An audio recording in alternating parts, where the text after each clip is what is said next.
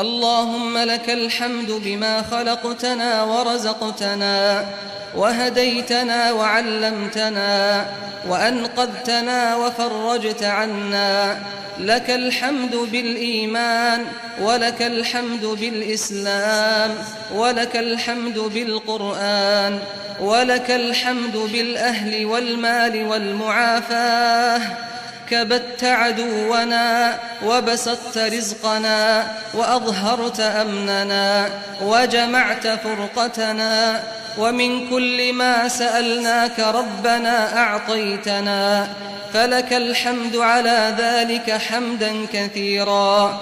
لك الحمد بكل نعمة أنعمت بها علينا من قديم أو حديث أو سر أو علانية أو خاصة أو عامة أو حي أو ميت أو شاهد أو غائب. لك الحمد حتى ترضى، ولك الحمد إذا رضيت.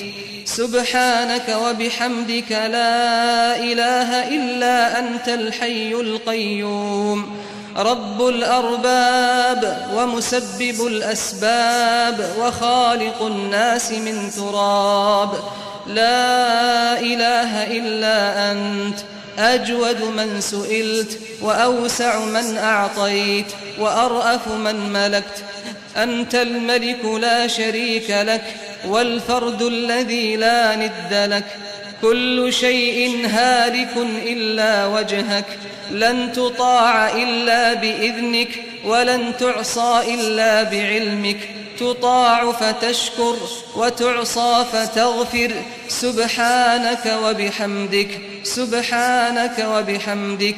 اللهم اهدنا فيمن هديت، وعافنا فيمن عافيت، وتولنا فيمن توليت، وبارك لنا فيما أعطيت، وقنا واصرف عنا شر ما قضيت، فإنك تقضي ولا يقضى عليك، وإنه لا يذل من واليت ولا يعز من عاديت. تباركت ربنا وتعاليت.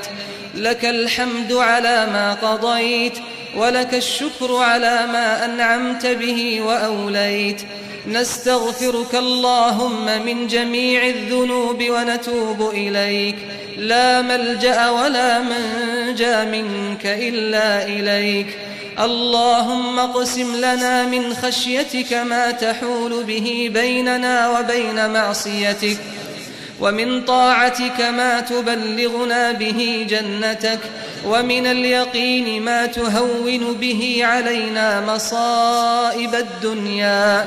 ومتعنا اللهم بأسماعنا وأبصارنا وقواتنا أبدا ما أحييتنا، واجعله الوارث منا، واجعل ثأرنا على من ظلمنا، وانصرنا على من عادانا، ولا تجعل مصيبتنا في ديننا، ولا تجعل الدنيا أكبر همنا ولا مبلغ علمنا ولا إلى النار مصيرنا، واجعل الجنة هي دارنا، ولا تسلط علينا بذنوبنا من لا يخافك فينا ولا يرحمنا، برحمتك يا أرحم الراحمين.